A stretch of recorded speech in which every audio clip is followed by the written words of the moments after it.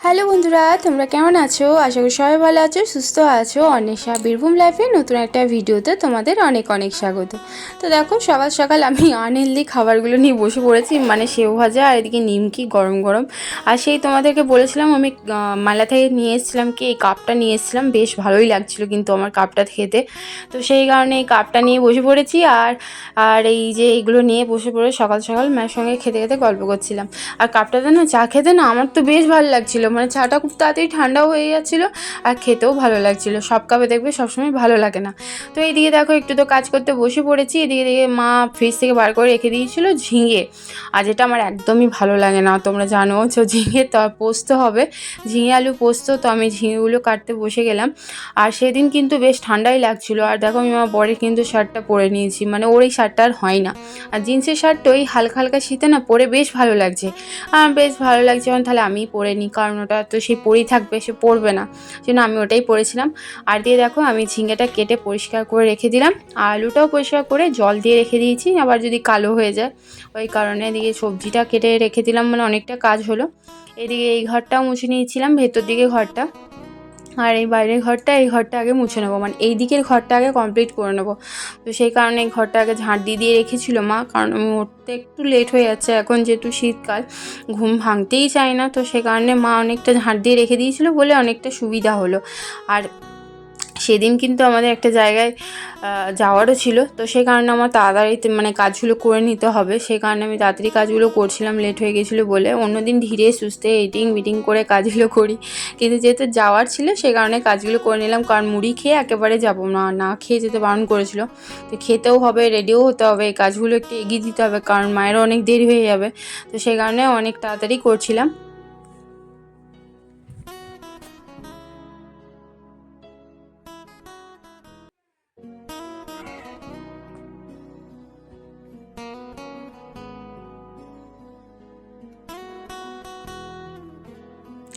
আর এদিকে দেখো মা বসেছে কচু শাক নিয়ে, মানে আমি কচু শাক কিন্তু আমি কাটতে পারি না, মানে কচুও কাটি না।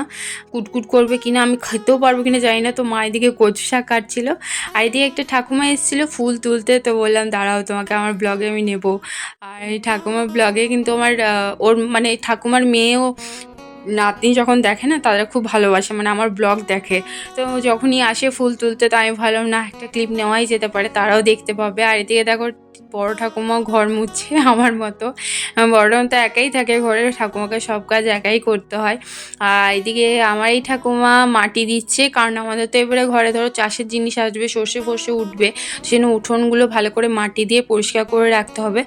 আর এইদিকে দেখো আমার রুমটা কিন্তু তখনও পরিষ্কার করিনি, কারণ বড়মশাই ঘুমাচ্ছিল, একটু দেরি করে উঠেছিল।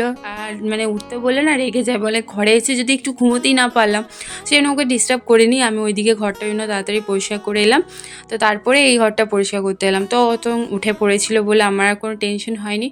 ঘরটা ভালো করে বিছানাটা ঝেড়ে ঘরটা ঝাঁট নিয়ে নেবো, মুছে নেবো, তাহলেই ব্যাস আমার কাজ রেডি।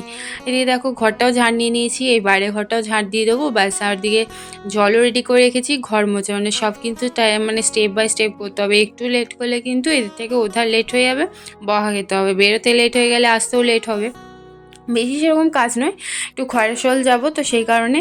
আর এদিকে দেখো আমি রেডি হয়ে পড়েছি। জ্যাকেটটা কেমন লাগছে বলো তো? জ্যাকেটটা কিন্তু আমার নতুন, অনলাইন থেকে কিনেছি, তোমাদের সঙ্গে শেয়ার করা হয়নি, একেবারে এটা পরেই শেয়ার করলাম। আর এই দেখো ব্যাগটা নিয়েছি, যেটা আমি মেলাতে কিনেছিলাম। ব্যাগটা ভীষণ কিউট, ছোট্ট মতো ব্যাগটা, বেশ যেহেতু সুতির কাপড়ের, আর দেখতে আমার না বেশ ভালো লাগে, বেশ বোলপুর বোলপুর ফিলিংস হয়। আর এদিকে দেখো বরের সাথে বেরিয়ে পড়লাম। আর এই যে আমরা যাচ্ছি খয়রাশোল। চারিধারে এরকম গাছ থাকলে আর মাঝে এরকম সুন্দর রাস্তা থাকলে মনে হয় যেতেই থাকি।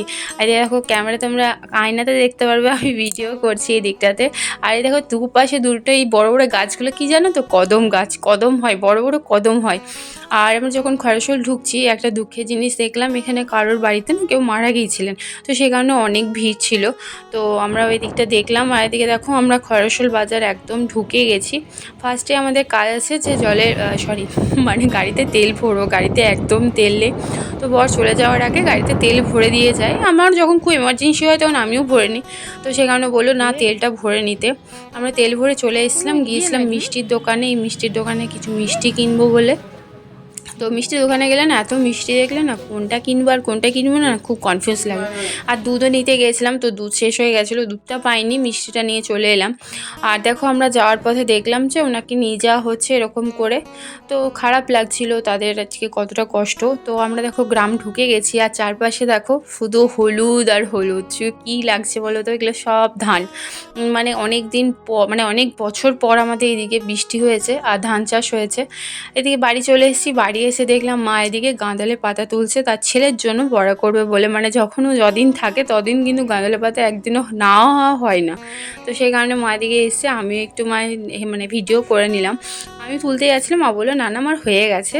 আর এদিকে দেখো ঠাকুমা বিড়ি মুগ কলা, এগুলো মুগ কলাই রোদে দিয়েছিল, তো সেই কারণে মুগ কলাগুলো ভালো করে রোদ না দিলে শুনে খারাপ হয়ে যাবে।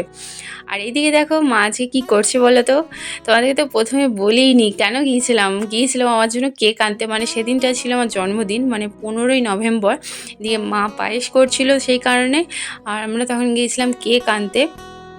মা পায়েস করছিল, আর মা পায়েসটা কিন্তু দারুণ করে, আমার দুধের জিনিসটা বেশ মা ভালোই করে, চাও দারুণ করে। আর দিয়ে দেখো আমার বর এগুলো অ্যারেঞ্জমেন্ট করেছিল, মা এদিকে পায়েস করেছিল, মিষ্টি আনা হয়েছিল, আর আমার জন্য একটা সুন্দর দেখে কেক আনা হয়েছিল। তো কেক কাটছিলাম, কাটতে কিন্তু অনেক বছর পর লজ্জাই লাগছিল, কিন্তু বেশ মজাও লাগছিল, মানে অত বছর পর আমি কেক কাটবো, মানে এটা আমার কাছে ভীষণ একটা মানে স্মরণীয় দিন হয়ে থাকবে, আমার কাছে বিশাল পাওয়া। গিফটটা বড় কথা নয়, এই যে ছোটো ছোটো জিনিসগুলো সবার সাথে শেয়ার করা, নিজের মানে কী বলবো আনন্দের দিনটা সবার সাথে মানে ভাগ বটরা করে না, এটা আমার ভালো লাগে। বলেছিল যে বাইরে যাতে আমি মানে বাইরে যাওয়ার প্ল্যানিং ফার্স্ট হয়েছে, তাহলে না ঘরে সবার সাথে এনজয় করব, সেটাই সবার থেকে ভালো হবে, তাই না? বাইরে তো দুজনে মানে এনজয় করবো, আর ঘরে থাকলে সবার সাথে মিলে এনজয় করব, সেটাই আমার কাছে মানে ভালো লাগে। খুব যে সাজিগুজি হয়েছে সেরকম নয়, বাট আমার কাছে সেটা দরকার নেই, ছোটোখাটো করেও আমি কেকটা কাটতে পেরেছি, মা আমাকে পায়েস নিজের হাতে পায়েস করে খাইয়েছে, এটাই আমার কাছে বড় ব্যাপার। তো বেশ ভালোই লেগেছিলো সেই সময়টা বা সেই মুহূর্তটা আমার কাছে ভীষণ ভীষণ ইম্পর্টেন্ট, মানে ওটা একদম মাথায় থাকবে। তো আমার খুব ভালো লেগেছিলো সেদিন। আর এদিকে দেখো সেদিন মানে অন্যান্য খাবারের প্ল্যানিং হয়েছিল, ভেবেছিলাম বিরিয়ানি খাবো, সবাই মিলে বিরিয়ানি এনে খাবো। তো দেখলাম না, যেটা আমার ফেভারিট জিনিস সেটাই সেদিন করব, বিরিয়ানি তো খাওয়া হয় অন্য দিনও খাওয়া হবে। তো সেদিন মজা করে চাউমিন করেছিলাম, অনেকদিন চাউমিন করবো, তো সেদিন চাউমিনটাও ভীষণ টেস্টি হয়েছিল। দেখো এদিকে বর সার্ভ করছে, সসটা দিয়ে দিচ্ছিলো, আর টেস্টি হয়েছিল, প্রচুর টেস্টি হয়েছিল। তো বেশ ভালোই লাগছিলো খেতে সেদিন চাউমিনটা। আর আমি নিয়েছিলাম নতুন প্লেটে, ওই প্লেটগুলো নতুন কিনেছিলাম, তো আমার ভীষণ ইচ্ছে ছিল নতুন প্লেটে খাবো। আর একটা জিনিস দেখো, এদিকে দেখো আমি শুয়ে পড়েছিলাম, রাত্রি কটা বাজছে দাঁড়াও তোমাদেরকে দেখাচ্ছি একটু মোবাইলে টাইমটা, 10:55 বাজছে, তখন আমাকে বর ঘুম থেকে ওঠাচ্ছে। দেখো এদিকে দেখো রাত্রি মানে শুয়ে পড়েছি আমি, মানে আধ ঘন্টা বেশি হয়তো আমি শুয়ে পড়েছি। উঠে আমাকে এরকম মানে একটা বড় সারপ্রাইজ দিয়েছিল, সেই মুহূর্তটা ভাবলাম তোমাদের সাথে শেয়ার করি। আমি ভেবেছিলাম আর ব্লগ করবো না, বললাম না এটা তো আমাকে করতেই হবে। তো সেই কারণে দেখো আমি তোমাদেরকে দেখাচ্ছি। আর ও না খুব ক্যামেরাতে আসতে খুব একটা পছন্দ করে না, আমি জোর জবরদস্তি আমাকে বললাম না ক্যামেরায় আসতেই হবে, জোর করে বসিয়েছি। তো দাঁড়াও তোমাদেরকে দেখাচ্ছি আমাকে কি গিফট দিয়েছে। তো গিফটটা আমার তো প্রচুর প্রচুর ভালো লেগেছে, মানে আমি তো পুরো সারপ্রাইজ, আমি জানতামই না, বলেইনি আমাকে। আর সেরকম মানে এরকম টাইমে এরকম একটা সারপ্রাইজ পেলাম, বেশ ভালো লাগছিলো। ওর আর আমার একটা ছবি দেওয়া ছিল, হ্যাপি বার্থডে, আমার নাম লেখা ছিল অন্বেষা এই দিকটাতে। আর আমার একটা এই রিসেন্টলি কালী পুজোর সময় একটা ছবি তুলেছিলাম, তো সেই ছবিটাও পিছন দিকে এরকম একটা দিয়েছিল। তো বেশ খুব সুন্দর লাগছিল গিফটটা পেয়ে, আমি তো ভীষণ হ্যাপি ওর কাছে, মানে ভীষণ থ্যাঙ্কফুলি। তো চলো বন্ধুরা, ভিডিওটা কেমন হয়েছে অবশ্যই জানিও। আজকের মতো ভিডিও এখানে শেষ করলাম, টাটা।